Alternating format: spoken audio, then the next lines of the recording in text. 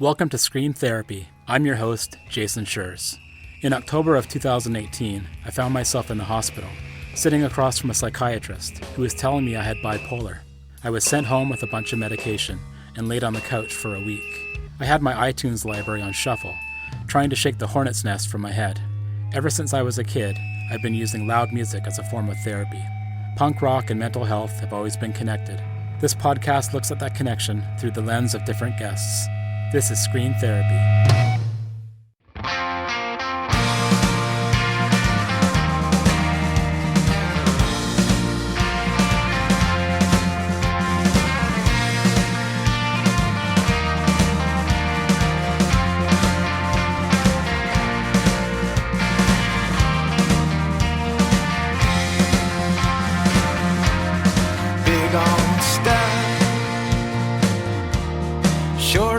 Substance, a pre-trial experience. It's a familiar story, but always an inspiring one. A youth struggles with their mental health, depression, anxiety, a general sense of feeling out of place. Then they find music, and if they're lucky, they find a supportive subculture like punk rock. Matt Arbogast records under the name The Gunshy. When he first started playing to a punk audience, he felt such relief that he could express himself without judgment. Creating music and touring had his mental health struggles taking a back seat while he explored life's opportunities. Many of Matt's songs have been fueled by depression and anxiety, and recently he's been able to dig deeper and write more vividly. Matt's audience has accepted his work from the beginning. Even though he doesn't play a traditional form of punk, the scene has always been his home.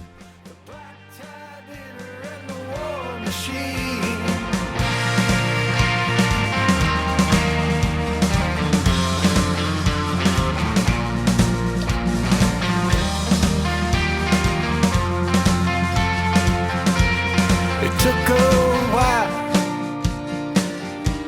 a couple of cheers to look for lights, smoke and mirrors. It took a child's open ears. My name is Matt Arbogast.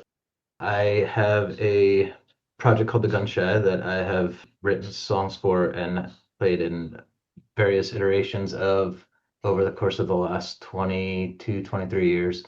I started back in high school in a pop punk band, more of a Weezer-esque kind of rental style, like fuzzy pop band that very much came out of just some friends getting together. I tried playing sports when I was younger, found competition to be kind of weird, and ended up very much embracing music one way or another. Actually, going even further back, I had a pretty strong religious upbringing. Went to a private conservative Christian school up until like 8th grade. So once I was able to kind of sneak in some Billy Joel cassettes and some other things back in the day, my eyes were very wide open. And then fortunately, my parents let me go to public school through high school, and that opened me up to all kinds of stuff. Found the Descendents.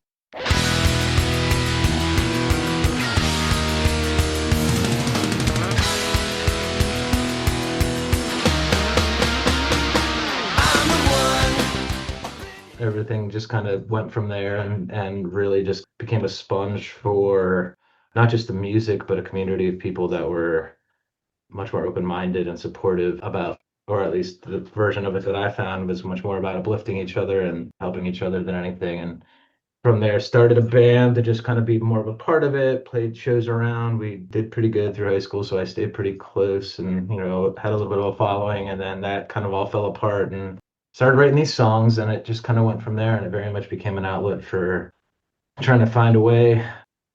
Went through some periods in high school where I was almost hospitalized for some severe depression and things, and that involved into early therapy and Prozac years and things like that kind of went through. But all through that, I actually ended up interning at the college really close to the high school that I went to, and in our senior year, you're allowed to intern somewhere, and the college radio station let me intern there.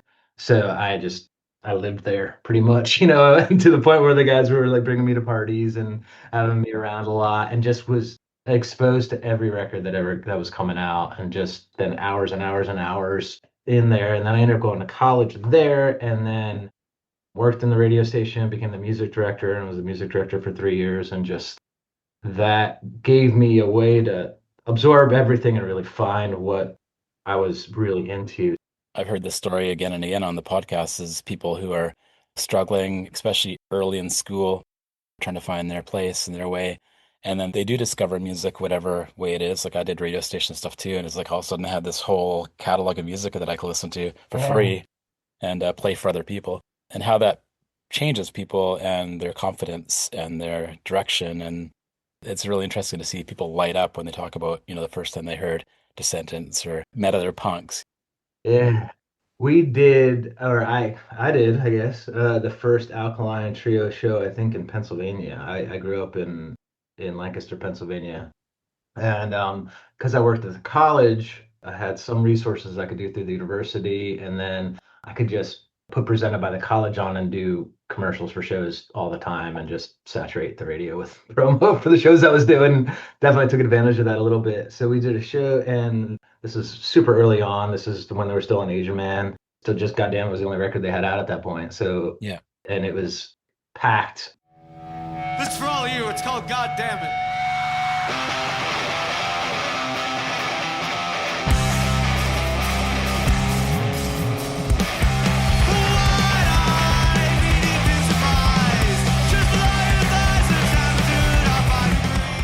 And they were like, what? This is insane. I don't think we've ever made this much money. They were just freaking out.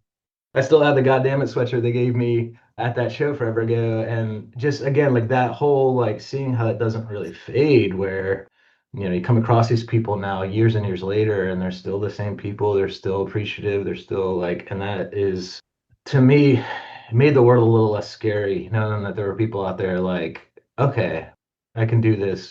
First tour I did, I booked 7 weeks on my own. I had never really left Pennsylvania that much, other than a couple of little family vacations.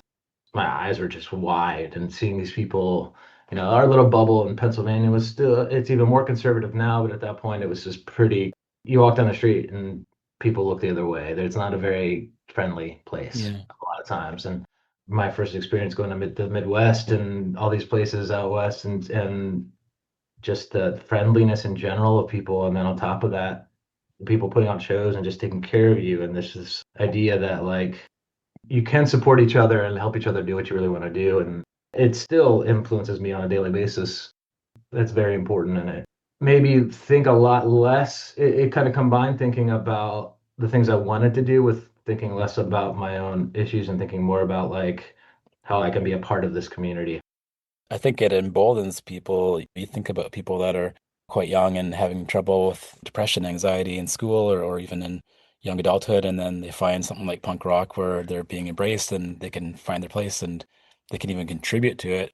And that Yeah. emboldens their confidence. And now all of a sudden, okay, so I can write these songs that were maybe dark or even like a bloodletting in some ways, right? Yeah. But without having that confidence and knowing there's people that have your back or that are behind you or will support it, then how do you sing those songs? Yeah. Even to an extent now, but early on, a lot of those shows were very much a purge, like you're saying. Like I toured solo a lot, but even then I was breaking strings and just bleeding on my guitar and just release in a way that I never felt comfortable doing at home. I was able to go and do this thing, and the reception was very much appreciative and welcoming instead of being done and feeling like, oh man, I just made things weird for everybody. And that was like that was such a relief to be like, okay, it is okay to do this. This kind of self-expression is welcome. It just kind of went from there, and it allowed me to just kind of feel, I don't know if confident would be the right word, but at least accepted. And people were happy to see me the next time I came back, and all this. It just flourished all these like very strong, natural relationships with people all around the country, and it just really kept me rolling along. Once you started doing that for a while and going through adulthood, I would imagine the 20s and into the early 30s even, like how did that depression that you had when you were a kid manifest itself? Was it coming back when you were touring or you got home? Are you feeling really low or? It, I mean, it's a bit of a cliche, but I kind of replaced Prozac with music in a way where it was like once I was on the road and I was out and feeling like I was heading in a direction that didn't feel just terrible. I was able to feel like I could express myself and get these ideas out, and there was at least a bit of an audience and people that were not just okay but appreciative of that. And then that allowed me to kind of go. I would say, while I was still living in Pennsylvania, there was a period, the first few years that I toured, I was still living in PA. And there were definitely some periods when I came back and you kind of feel like that momentum that you got from the road just kind of like fizzles a little bit. It's like, oh, I was working at the time with adults with some severe mental and physical disabilities. A caregiver, sometimes I would do overnight shifts, other times I'd work like a 12-hour day shift and just helping people that were immobile or just had different things going on, sometimes with severe autism or things like that. And so it was this different worlds that were pretty extreme that I go from one to the other. But having that as something that I came back to, I did still feel appreciated. I felt like, I had gained a little bit of a relationship with these people living in these homes and things. And I was like, okay, they were happy to see me. And that helped that. I came home and I had a few friends, but for the most part, I would just go to work and get ready for the next tour. That was like the extent of it. And then shortly after, I met a band called Troubled Hubble, and I ended up touring with them quite a bit. They were all from kind of different areas outside of Chicago.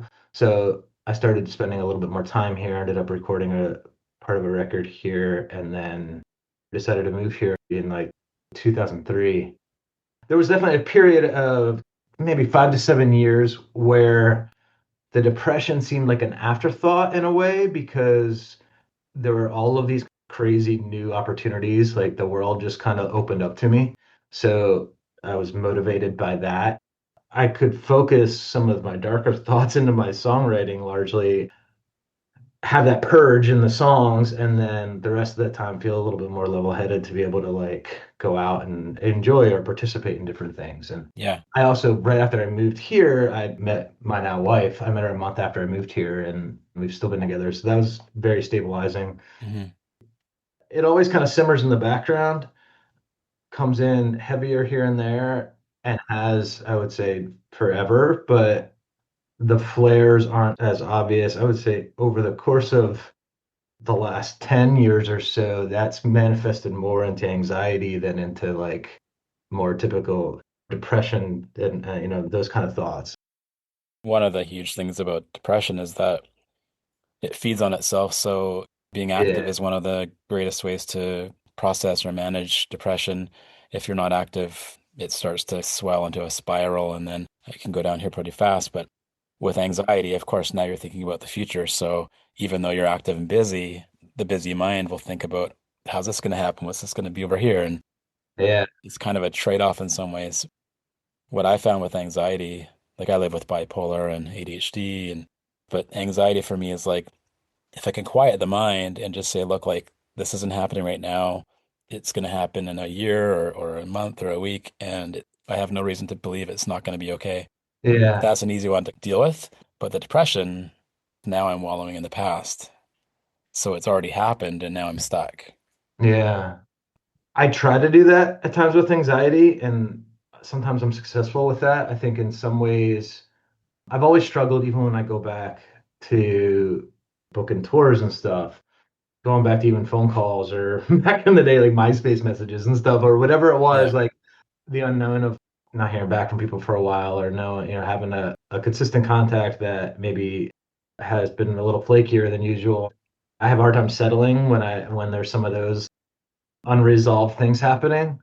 And that happens a lot. I found ways to deal with that a little bit. I've gained some perspective in that regard and just grown up a little bit. But if I'm starting to get more and more anxious and I don't feel like there's resolve, or I don't feel like, if I feel like there's a few different things that I'm focusing on that I'm worried about. And then that tends to turn into depression after a while, where I just like, I don't know what's happening. And I just kind of throw my hands up in the air in my mind and just the weight kind of settles a little bit. And that's where I have to like try to figure out ways to mitigate, which up until about 6 years ago would be alcohol. That would be what I would use to like Yeah. help myself to just forget about those things and to just like turn it off. And I got to the point where they actually opened a beverage depot thing right around the corner from our house. About every other day, I would go and buy another bottle of whiskey. And then I was like, might be a little lot, not even thinking as it would just be like, okay, I need to like unwind for the day. And that unwinding would turn into almost a bottle a night. I would start unwinding at 2 or 3 o'clock instead of, 7 or 8 o'clock. And it started to be a little bit more of a crutch. And it was just taking a huge toll on my body. Just Hmm. anxiety already kind of twists my gut up into a knot. And then throwing alcohol on top of it just kind of like compounds that. Shortly after my kid was born, I was like, man, I feel terrible. I keep drinking more. All kinds of different reasons that I cut it off. Were you finding that, especially with the anxiety, was that affecting how you wrote your music and relationship you had with the music, or even with the depression? Was that kind of still an outlet to put those things into, or were, because I know for me, like, and I'm not saying I was successful with the anxiety stuff. I'm like, I'm still working on it. It's an ongoing process, but I Yeah, do get worried about my art as well, writing and music. writing and that part of it, like I guess for me, music and making an album or even a song is I kind of have a few different buckets. And the initial just kind of like writing the basic song, the chords and the words and stuff.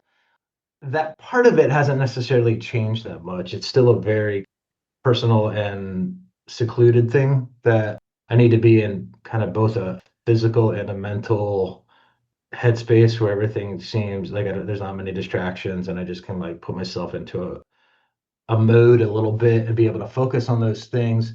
And it in doing so usually takes me to some in general, if I am in a quiet solitude place, it takes me to a pretty dark place in my head anyway and makes me Hmm. overanalyze things and pay too much attention to different parts of situations and things. And that often lends itself to the type of writing that I do. So I think I've never been one to necessarily write like, oh, I'm so depressed. Like I'm not that like direct with how it is, but in so many of the songs, whether they're like character songs or they're just even trying to express something, so much of the imagery in the songs is based off of some element of depression or anxiety or just Hmm. uncertainty. And I try to use that to portray situations in a little bit more of a vivid way to like dig a little bit deeper about the situation or who I'm writing about or what's going on in a song and but not make it quite so obvious. Especially more recently, I think in the past I've been a little bit more direct about that. It's funny because I think my songs are still very direct, but they're still to me they feel like they're more subtle than they used to be. Well, it sounds like more storytelling and Yeah, less blah, like putting that out yeah, there. Yeah, I think with storytelling, you can really explore that sadness and those yeah, darker emotions. And I know for me, writing a song that's like positive just seems so foreign, right? It's like how, like I can write like a positive song about like, yeah, we're all in it yeah. together or whatever. But as far as writing a song about myself that's positive, that's a real task. In a way, you can write it, but I don't want to play it.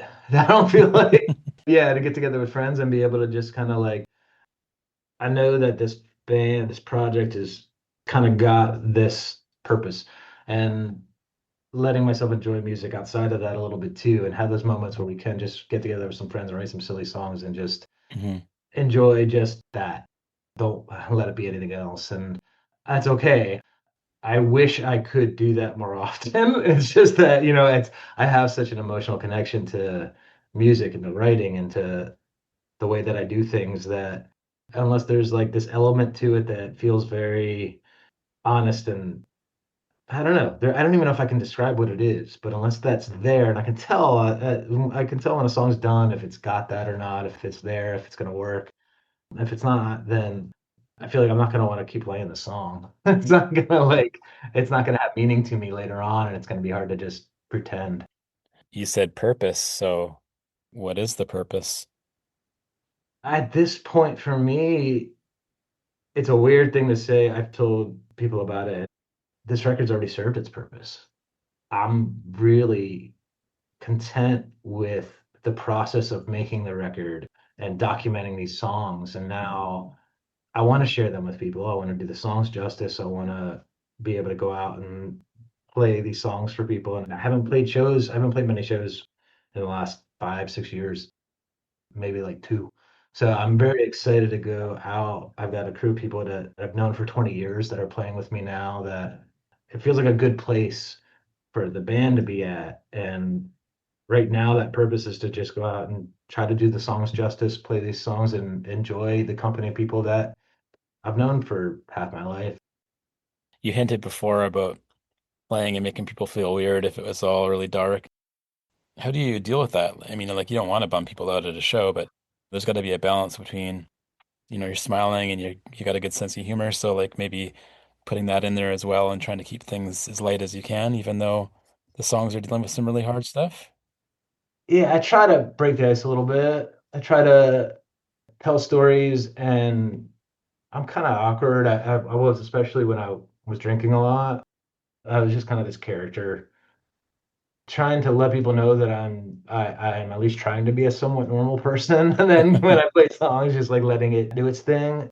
And that has helped. I would say in the past, especially with some of the more intense songs, there have been some pretty intense reactions, and I don't know if I would say awkward moments, but moments where I didn't really, times where I've had to like sit with somebody after. I remember playing a basement show in Boise, and it was a really great show. It was a great experience for me. Afterwards, though, there were a couple of people that were just crying after the show and upset, and so I just kind of sat down with them and talked to them. I was like, are you okay? Like and it was a great conversation. And I understand that when you're writing about things that can be pretty dark and direct and personal, maybe that's not a bad thing that some of the stuff's coming out, that these songs are able to pull some things out of you that maybe you haven't addressed yet. Hmm. At that time, it kind of feels like the songs are almost a separate being than me at some point, where it's like, there's actually a song on the new record that's called You're Only a Song. It don't matter if the chorus makes someone sing along. You're only a song.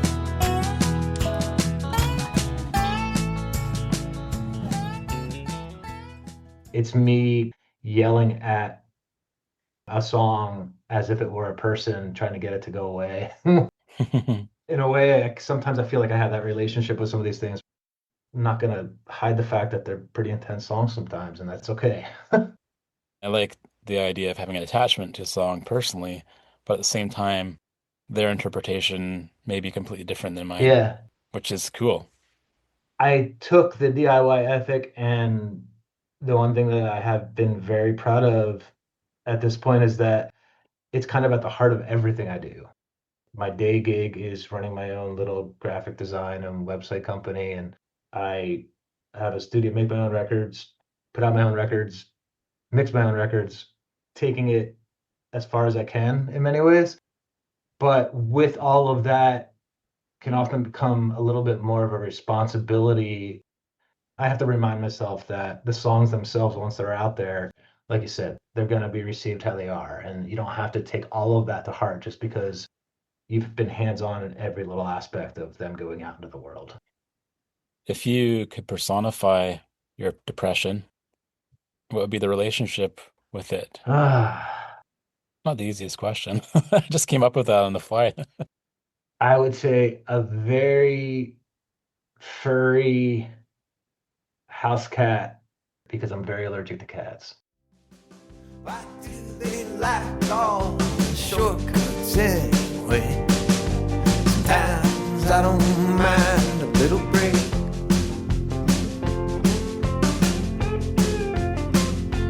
Future cars, a former road.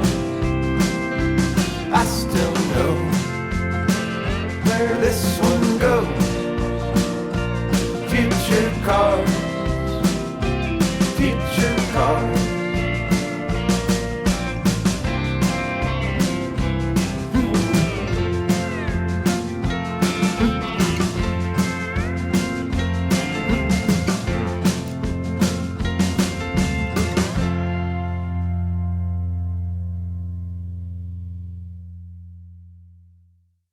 That was my conversation with Matt Arbogast, aka The Gunshy, thegunshy.com.